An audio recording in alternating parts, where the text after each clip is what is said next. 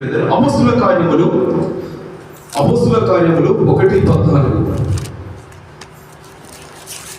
ఇక్కడ సహోదరులు ఏ విధంగా ఉంటున్నారు? వీరందరూ వీరితో కూడా కొందరు స్త్రీలను యేసు తల్లి అయిన మరియయు ఆయన సహోదరులను ఏక మనస్సుతో ఎడతెగక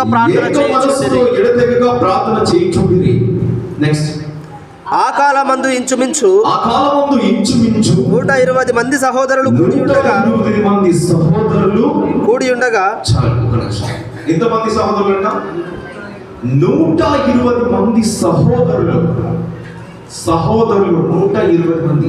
మరి ఈ 120 మంది సహోదరులు అనబడిన వారు ఒకే తల్లి గర్భంలో వచ్చిన వారా?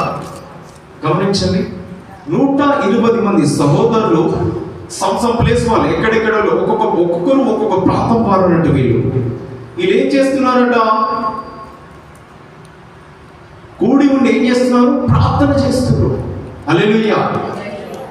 ప్రార్థన చేస్తున్నారు, ఐక్యత కలిగి ప్రార్థన అనేది చేస్తూ ఉన్నారు. హల్లెలూయా! నెక్స్ట్, యోహాను సువార్త 3వ యోహాను 1:5.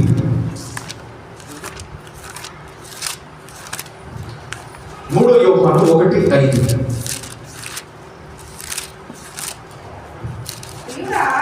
ప్రియుడా, నాకు పరదేశులైనను సహోదరులుగా ఉన్నవారికి నీవు చేసినదెల్లా విశ్వాసికి తగినట్లుగా చేయించున్నావు. చాలా ఇక్కడ ఏమంటున్నాడు? ప్రియుడా అంటే మీరు సహోదరులుగా ఉన్నవారికి, అంటే మనకంటే ముందు, అంటే ఈ భూమి మీద ఉన్నవారి కంటే ముందు మన సహోదరులు ఒకరు ఉన్నారు.